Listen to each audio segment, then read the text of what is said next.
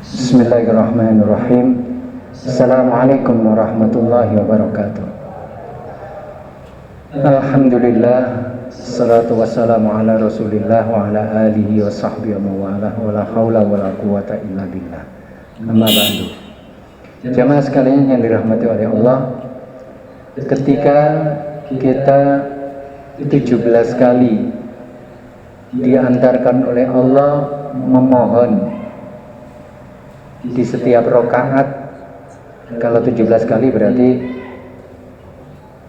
hanya sholat wajib ya, mestinya lebih, tapi kan minimal kita meminta ihdinas siratal mustaqim ya.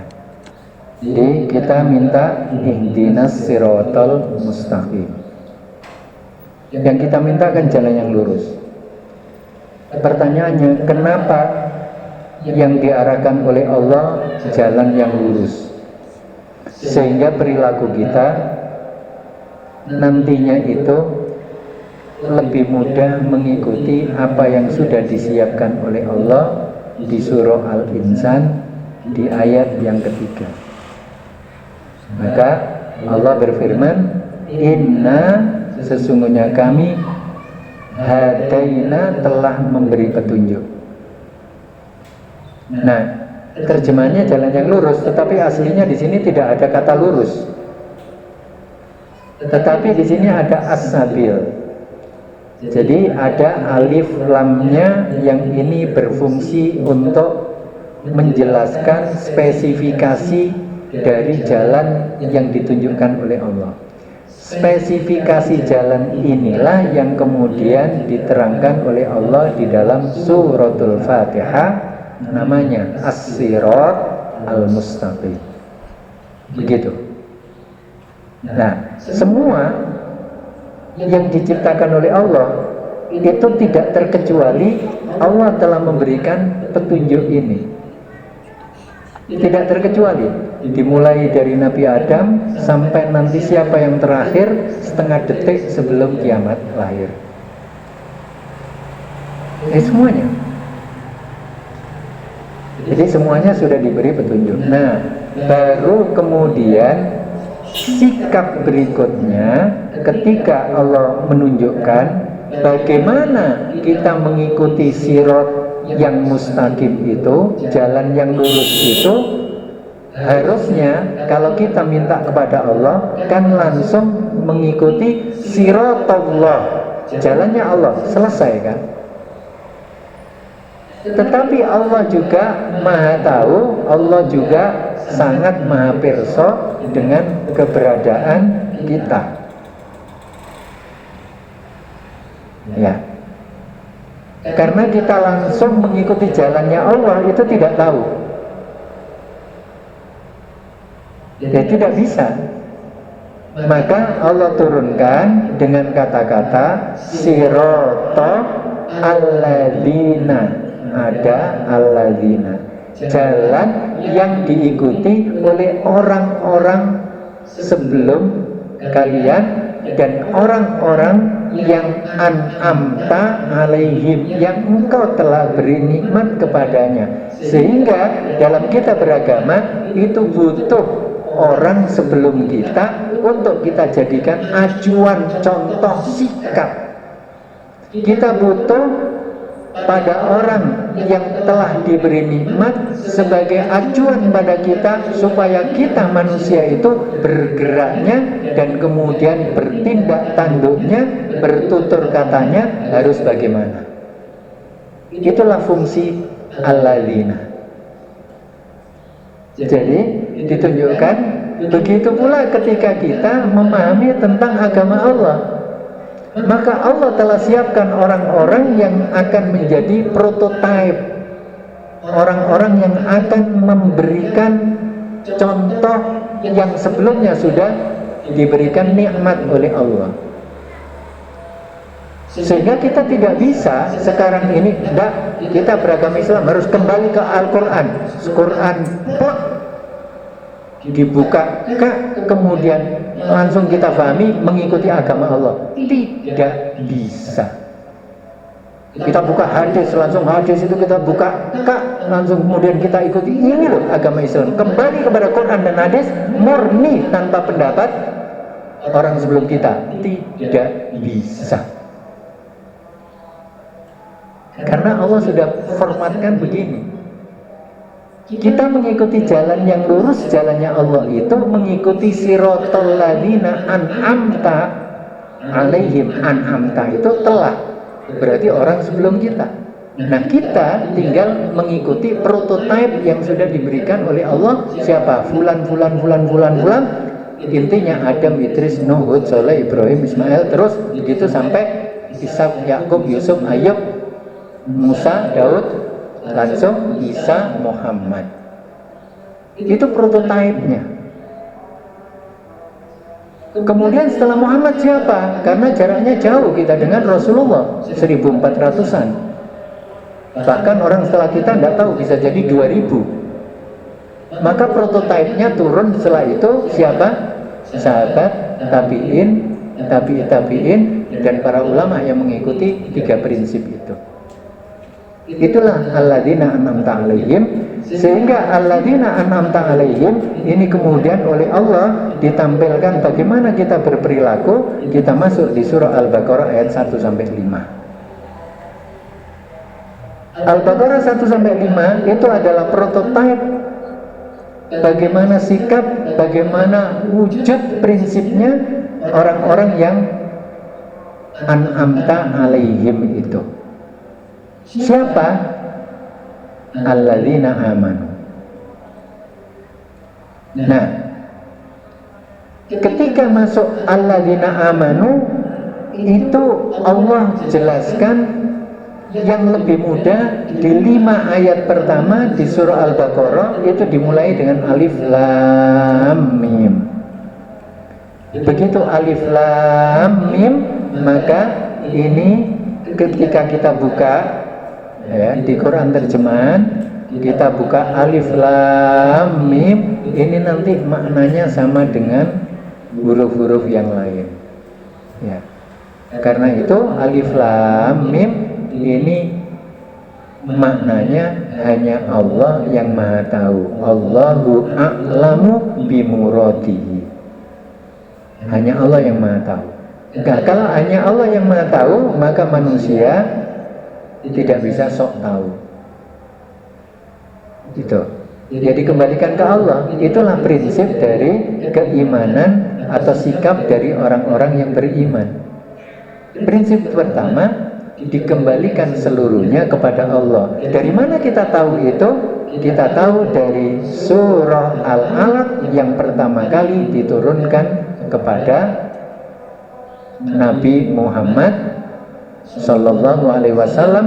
Pertama kali yang diturunkan di surah Al-Alaq itu kata-kata yang berbunyi apa?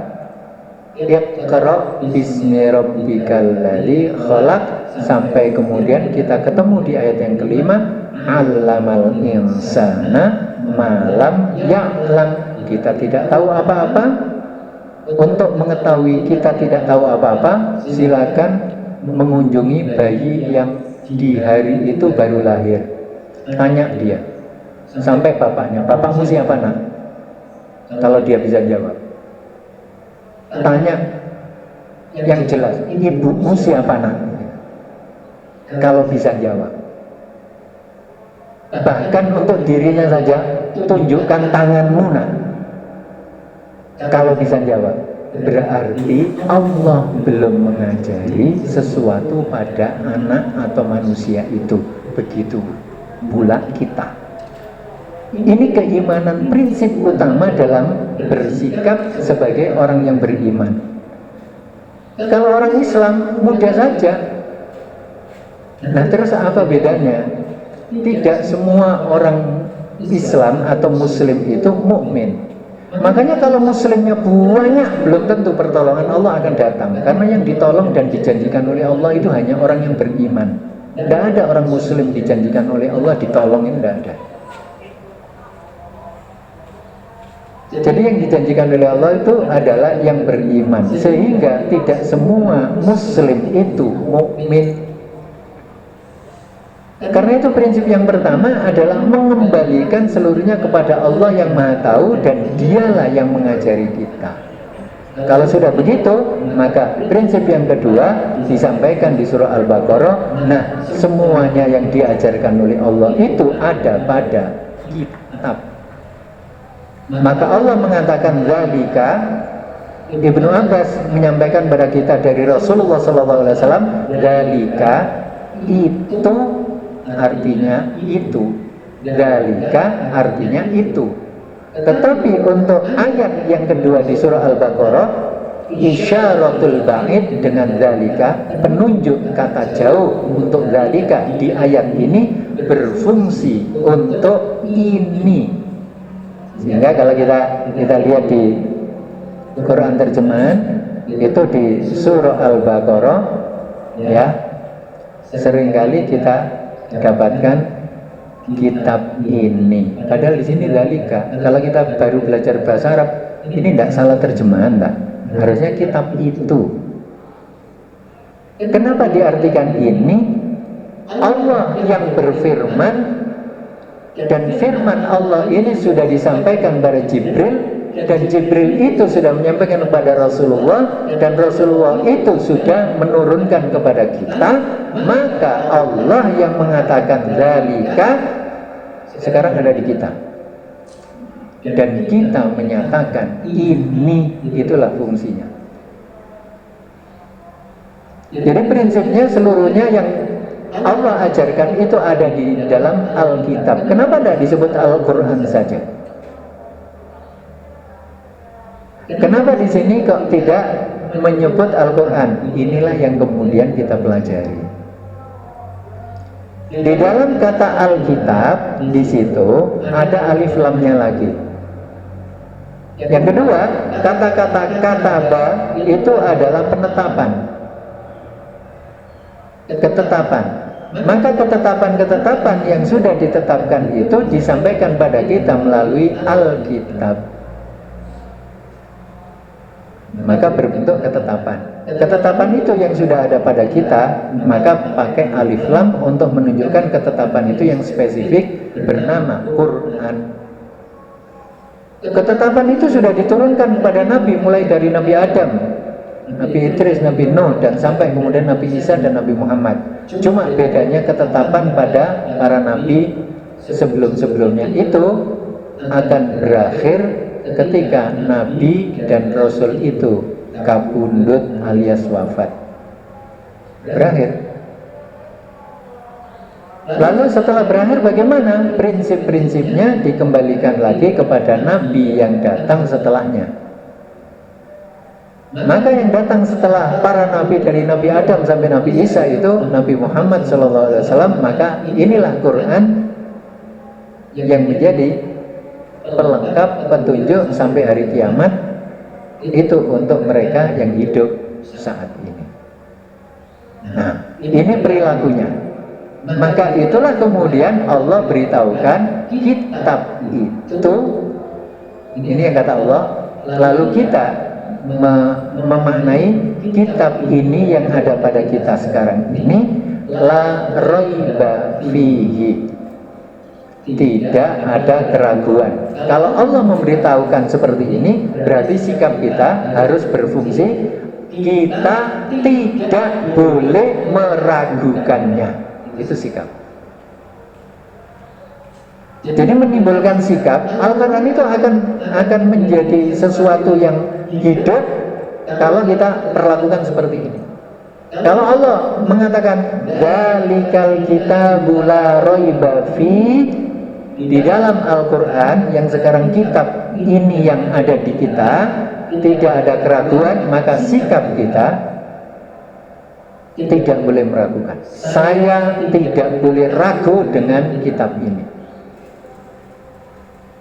Apapun yang ada di dalamnya, saya tidak boleh ragu. Nah, apalagi menolak, ragu saja tidak boleh. Gitu. Kalau sudah begitu, nanti akan menjadi hudan tanpa alif lam. Jadi di sini tanpa alif lam. Kenapa tanpa alif lam? Karena di situ akan menjadi petunjuk apa saja. petunjuk perjalanan, kita mau kemana, ya, petunjuk keamanan, kita mau aman bagaimana, petunjuk keselamatan, kita mau selamat yang bagaimana, petunjuk keenakan, mau enak yang bagaimana, petunjuk kesenangan, mau senang yang bagaimana. Semuanya ada di sini.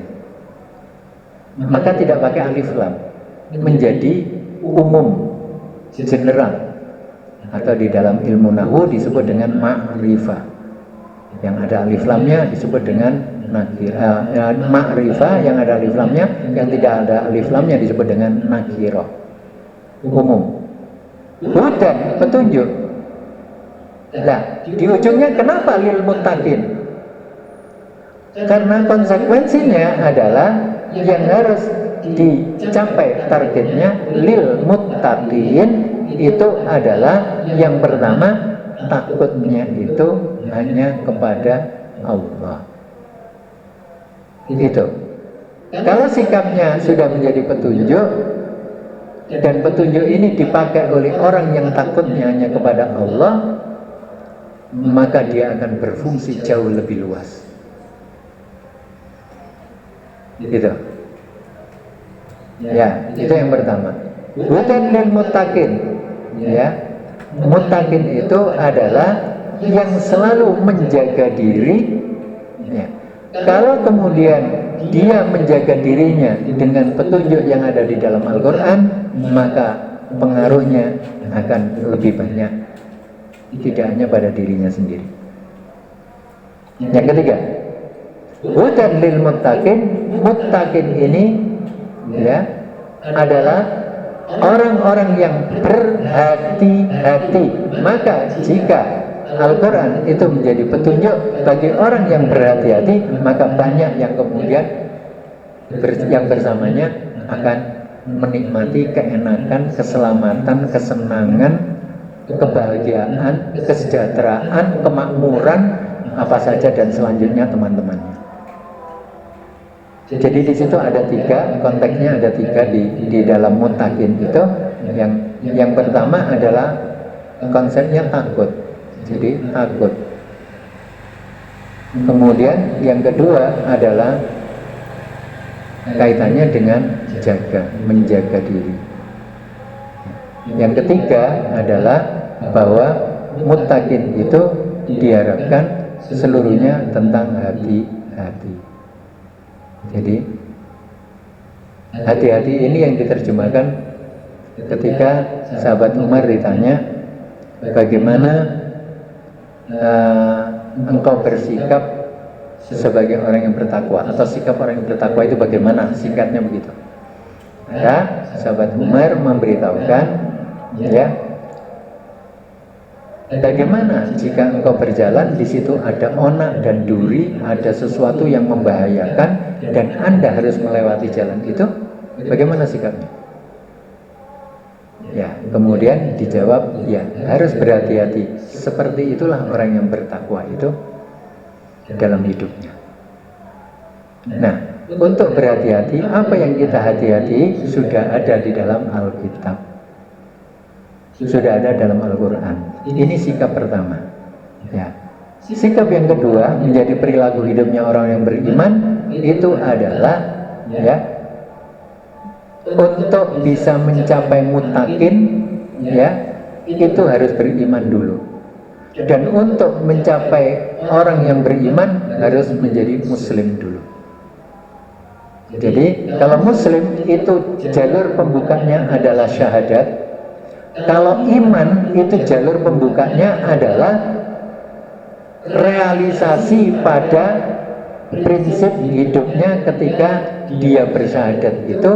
Konsekuensi syahadat itu apa? Jika dijalankan dia jadi iman. Kalau tidak dijalankan maka dia bisa jatuh menjadi beberapa yang nanti akan kita telaah istilahnya.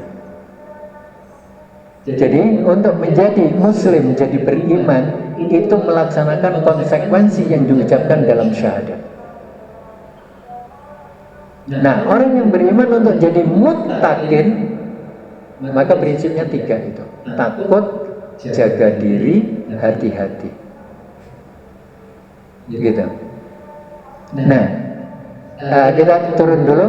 Jadi orang-orang yang beriman itu prinsip hidupnya dimulai dengan beriman kepada yang gaib. Gaib itu dimulai dari Allah yang paling tinggi, berikutnya adalah makhluk-makhluknya yang bersifat gaib. Angin, jin, malaikat, ya, dan sebagainya. Tapi prinsipnya adalah di Allahnya. Ya, kalau sudah beriman kepada Allah yang gaib, berikutnya sampai kemudian surga dan neraka itu juga gaib. Ya. Pahala itu juga gaib. Jadi kalau sudah Allahnya dapat, maka breakdown ke bawahnya ini juga harus diikuti. Nah, untuk mengikuti itu, maka ada satu konsep yang disebut dengan konsep tegak lurus dan garis datar. Tegak lurusnya apabila kita mengikuti iqamatus shalah. Maka iqamatus shalah itu adalah hubungan vertikal. Kemudian wa mimma razaqnahum yunfikun itu adalah yang horizontal. Ketika horizontal, maka ini adalah antar makhluk atau antar manusia. Gitu. Makanya sholat disebut hubungan dengan yang di atas. Nah, hubungan dengan manusia harus ditegakkan atas sholat itu. Apabila seseorang itu sholat tapi perilaku dengan sama manusia masih tidak baik, tidak menunjukkan sikap orang yang beriman, maka yang dilihat adalah sholatnya.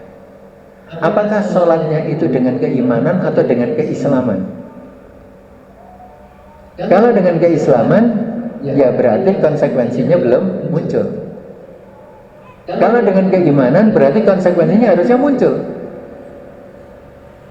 Ya. Nah, jadi interaksi sesama makhluk itu terkoreksi apabila tegak lurusnya sholat benar. Itu sikap. Nah, makanya digandengkan setelah alladzina yu'minuna bil ghaibi, orang-orang yang beriman dulu itu kepada yang gaib, bagaimana sikap sholatnya?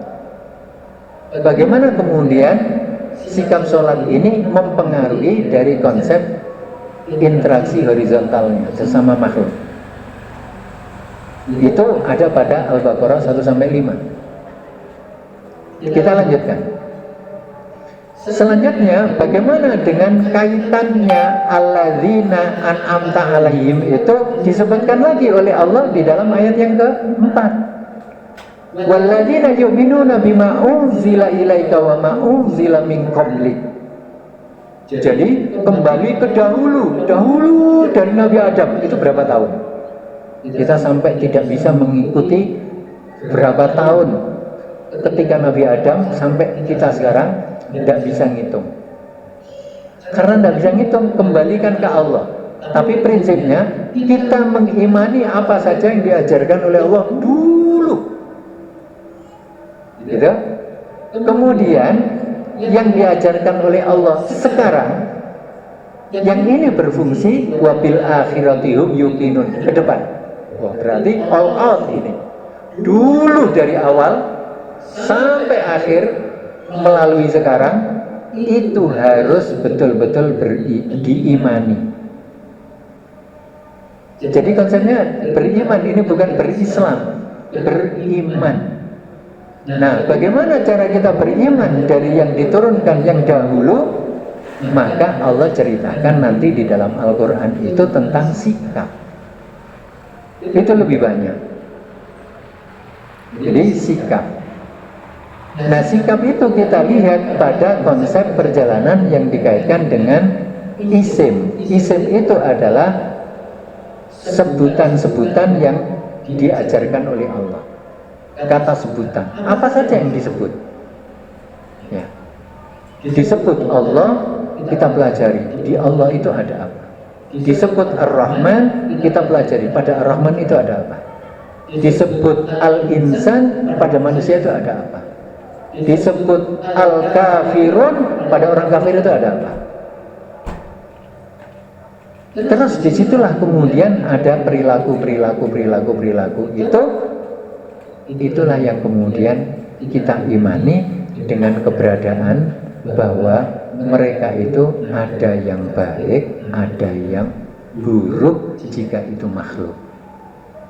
Jika itu al-khaliq, hanya ada satu, baik saja. Kenapa demikian? Karena Allah itu tunggal atau witir atau ganjil mutlak. Selain Allah, jika disebut ganjil pasti ada penggenapnya. Jika itu disebut baik, pasti nanti ada juga yang buruknya. Jika dia kemudian kuat, pasti ada kelemahannya. Itu kalau makhluk. Nah, ini yang kemudian kita imani, yang oleh Al-Quran diterangkan dengan cara sedemikian rupa sampai sekarang kita alami. Lalu ini berlaku sampai nanti berakhirnya hidup ini. Selesai. Kalau kita mensikapi seperti itu, baru nanti keberadaan orang-orang yang beriman yang seperti itu, atau kita yang beriman seperti itu, seperti alladzina an'amta alaihim, yang prinsipnya seperti ini, maka Allah sebutkan ulaika, mereka itulah ala hudan, di situ tanpa alif lam, yang menjadikan bahwa kehidupannya berada di atas petunjuk. Petunjuknya dari penciptanya, sukses. Maka di ujungnya Allah sebut wa ulaika humul muflihun, benar-benar dia sukses. Maka pengantaran sukses itu, kalau kemudian kita mengikuti 7 habits to be success, 7 perilaku untuk menjadi sukses, paling banter itu adalah dapatkan uang, paling banter dapatkan mal. Mal itu disebut mal karena manusia itu condong cenderung kepada itu lebih banyak daripada ke yang lainnya. Nah, disebut mal, itu harta itu disebut mal dalam istilah Quran, itu malaya milu, itu artinya yang condong, yang manusia cenderung ke situ. Sehingga Allah mengatakan zuyyina linnasi hubbus syahwat, syahwatnya bersenang-senang. Minan nisa wal banina wal qanatir, dari wanita, wal qanatiril muqantara, itu dari perhiasan yang macam-macam. Mulai dari apa? Emas, perak, perunggu, macam-macam lah, ya. Intan dan sebagainya. Nah, itu yang kemudian paling banter itu. Tapi kalau suksesnya mengikuti tata cara Al-Baqarah ayat yang kelima, tidak begitu. Tidak begitu capaiannya. Sukses kok cuma dapat jabatan, sukses kok cuma dapat harta, sukses kok cuma bersenang-senang. Tidak, bukan itu. Bukan itu. Sukses itu kalau hidup kita berada di atas petunjuknya Allah, itu baru sukses betul-betul. Karena kesuksesan seperti ini akan dinikmati sekarang, besok lusa, yang datang 10 tahun, 1000 tahun, bahkan sampai tidak memiliki batas waktu, masih bisa dinikmati terus. Sekarang sukses banyak harta, meninggal, apa dibawa? Sukses banyak perusahaan, meninggal, apa perusahaannya kemudian dilipat dan kemudian dimasukkan ke kafannya? Tidak. Tapi kalau sukses ala Al-Baqarah ayat yang kelima atau di surah Al-Mu'minun, maka sukses itu dinikmati untuk selama-lamanya. Sekarang di dunia dinikmati, besok di barzah dinikmati, selanjutnya di akhirat masih bisa dinikmati sampai tidak ada batas waktunya. Itu sukses beneran. Kalau sukses sekarang ini sukses yang tidak beneran. Ya baru hanya istilah saja. Maka oleh Allah disebut dengan falah. akhirnya melekat pada cara kita berinteraksi dengan Allah. Hayya 'alas shalah dikaitkan dengan hayya 'alal falah. Gitu.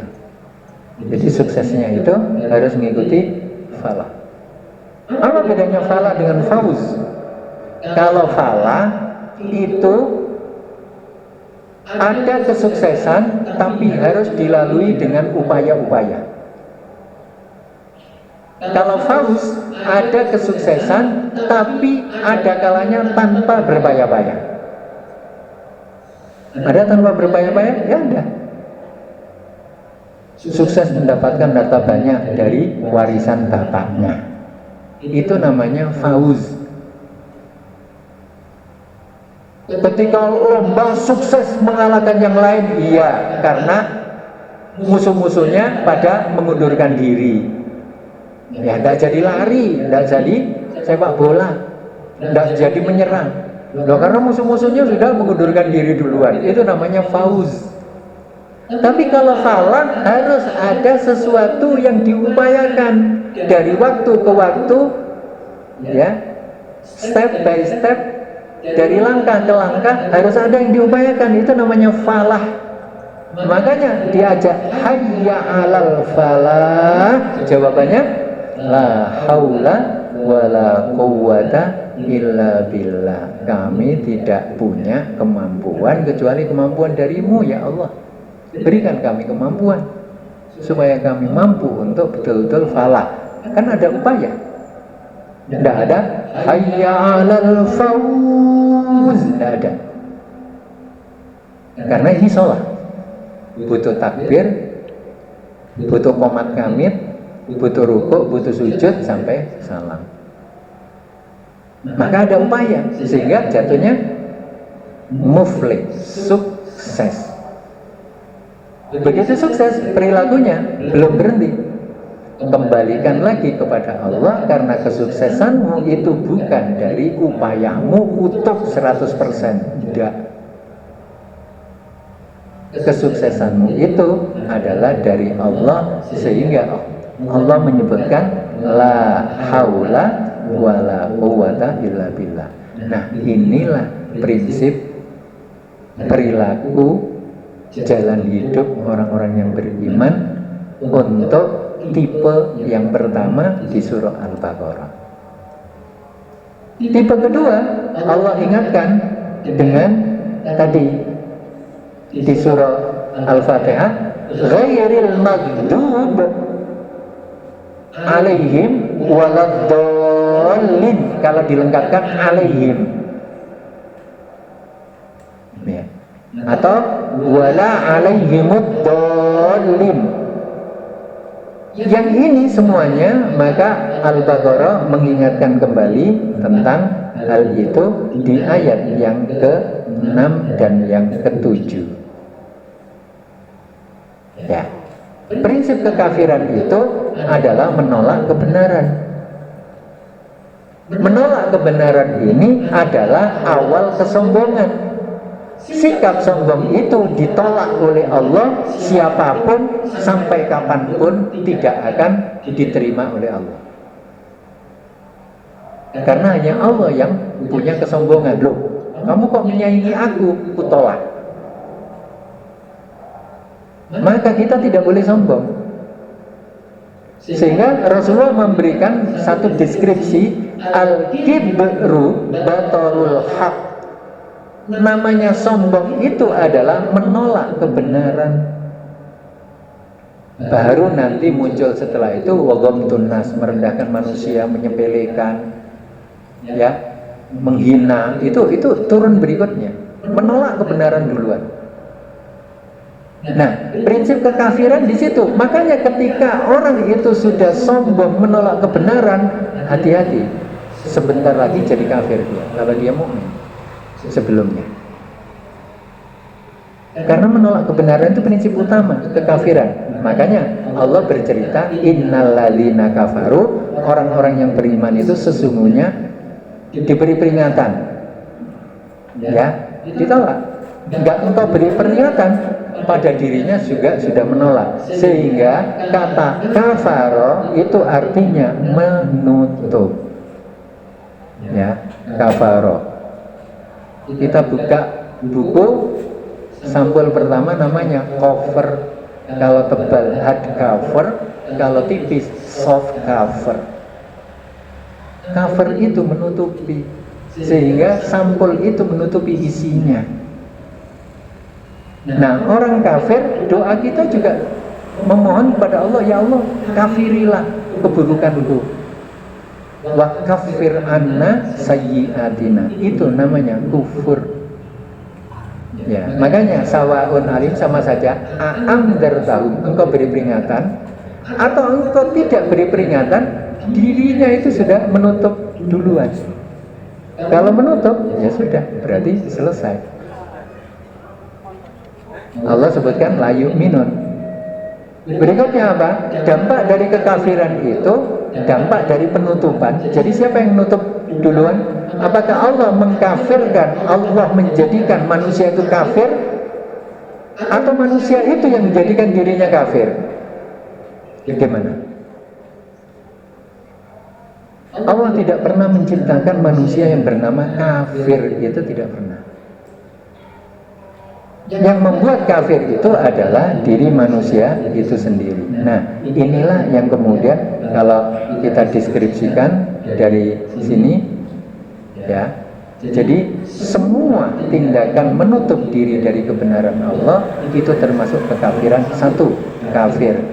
Perbuatannya disebut kufur. Kafir itu adalah pelakunya jika menutup diri dari kebenaran Allah. Kalau menutup diri dari ketauhidan Allah, maka akan membuat saingan, maka perbuatannya disebut syirik, pelakunya disebut musyrik. Sekarang kalau menutupi diri dari mengikuti petunjuk Allah, maka disebut dengan fasik, perbuatannya disebut dengan fusuk atau fisk, atau fisik. Ya, itu berarti menutup diri dari mengikuti petunjuk Allah. Fasaqo yafsuku itu artinya keluar, ya, menjauh, meninggalkan, itu namanya fasq. Ya, termasuk di dalamnya yang menutupi adalah jika menutup diri dari, ya, cahaya Allah, maka disebut dengan pelakunya zalim, pekerjaannya zulm, artinya gelap. Nah, cahayanya ditutupi kan gelap. Coba cahaya kita tutupi, gelap. Nah, kalau gelap, ya akhirnya tidak memiliki kepastian. Ya, itu gelas atau batu nggak jelas, gelap. Ya, itu air atau tanah nggak jelas, gelap. Nah, itu juga kufur gitu. Begitu pula jika seseorang menutupi diri dari ketaatan, maka perbuatannya disebut dengan maksiat. Pelakunya disebut dengan asin, pelaku maksiat. Nah, selanjutnya juga demikian. Nah, ini kekufuran, semua ini disebut dengan kekafiran. Maka menutup.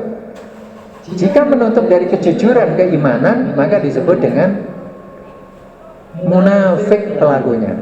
Pekerjaannya disebut dengan nifaq.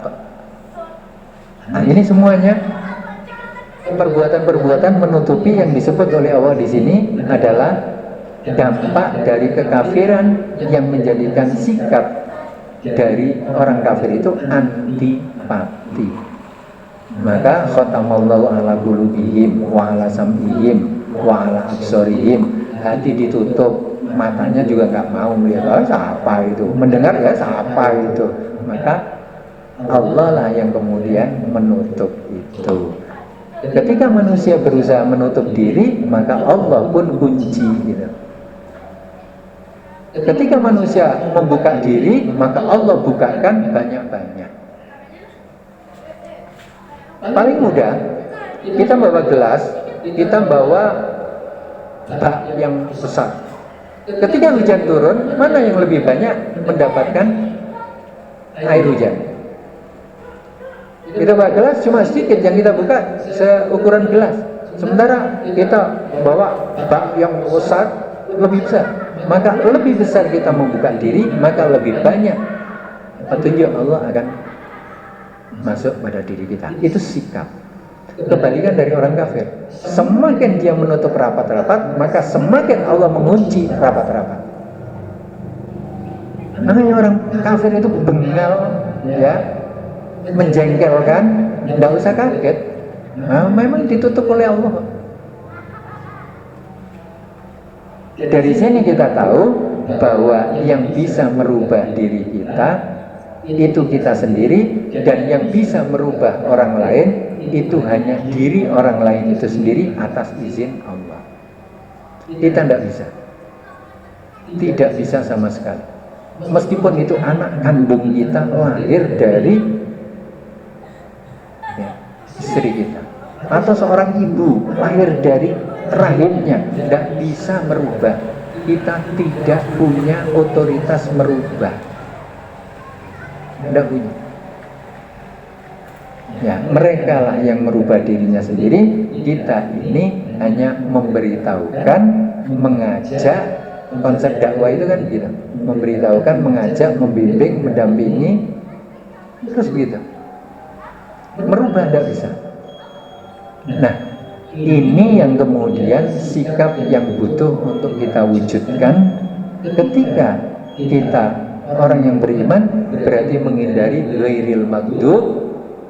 Salah satunya adalah sikap kekafiran, itu harus kita hindarkan untuk mempertahankan keimanan itu. Sekali lagi, hanya orang yang beriman atau hamba Allah yang beriman yang berhak mendapatkan pertolongan Allah. Orang muslim tidak. Jika ingin mendapatkan lebih dari itu, maka harus dinaikkan kepada derajatnya menjadi muttaqin ini. Ya, nah ini mudah-mudahan juga masjid kita ini disebut dengan al-muttaqin, gitu, al-muttaqin, gitu, menjadi tempatnya orang-orang yang terus menjaga diri, takutnya kepada Allah, berhati-hati dalam perjalanan hidupnya. Nah, itu di antara 3 tipologi yang nanti kita lanjutkan pada tipenya orang yang beriman. Ada 20 ayat yang ada di awal Al-Baqarah, itu nanti akan menjelaskan seluruh cerita yang ada dalam Al-Quran. Itu tidak akan bercerita kecuali 3. Sikap orang yang beriman, sikap orang kafir dengan kekufuran tadi itu, dan sikap orang munafik ada tambahan 1. Tidak ada lagi sudah sikap yang lain selain dari ini. Tidak ada. Jadi Al-Quran yang 30 juz, 6236 ayat itu hanya berisi cerita tentang sikapnya orang yang beriman, atau sikapnya orang kafir, atau sikapnya orang munafik. Dah. Sikap yang lain tidak ada. Maka tadi saya sampaikan tentang yang termasuk kafir itu apa saja. Nah, yang termasuk kafir ya ini semuanya. Ya musyrik, ya fasik, ya asin, kemudian munafik. Itu sebenarnya masuk. Nah, kenapa disebutkan sikap berikutnya namanya munafik? Karena ini ada tipologi yang berbeda dengan orang kafir. Maka nanti kita akan kaji terkait dengan sikap orang munafik itu seperti apa. Secara prinsip ditunjukkan oleh Allah mulai ayat yang ke-8 sampai ayat yang ke-20. Panjang sekali. Kafir hanya 2 ayat sudah, prinsipnya sudah muncul di sini. Karena yang pertama prinsip kekafiran, yang kedua dampak dari kekafiran itu menjadi sikap apa. Nah, ini dampaknya semuanya. Jadi fasik, jadi musyrik, jadi zalim, jadi asin, jadi munafik, itu termasuk dampak dari kekafiran itu. Allah hanya menjelaskan tentang khatamallahu ala qulubihim wa ala sam'ihim wa ala absarihim ghishawah wa lahum 'adzabun 'adzim. Maka semua yang tersebut di sini yang termasuk kufur itu akan mendapatkan azab yang azim, kecuali nanti kita akan dapatkan sikap tobat kembali kepada Allah seperti di Alif Lam Mim tadi itu. Kita kembalikan kepada Allah. Jamaah sekalian yang dirahmati Allah, ini yang kita telaah supaya kalau kita ngaji lagi, mengatamkan, itu sudah mendapatkan gambaran. Oh, ini ternyata. Oh, ini dalam prinsipnya gini. Ya, kita mulai dengan klasifikasi pengelompokan tentang ayat-ayat itu secara berurutan sesuai dengan mushaf. Nanti kita upayakan telaah, insya Allah mudah-mudahan bisa sampai An-Nas, baru nanti kita tahu peta umumnya tentang perilaku di dalam Al-Quran. Demikian dulu yang bisa saya sampaikan. Mudah-mudahan pekan depan kita melanjutkan tentang kemunafikan. Dari saya, Allahu a'lam bishawab. Subhanakallahumma rabbana bihamdika asyhadu an la ilaha illa anta astaghfiruka wa atubu ilaik. Wallahul hadi ila siratal mustaqim. Assalamualaikum warahmatullahi wabarakatuh.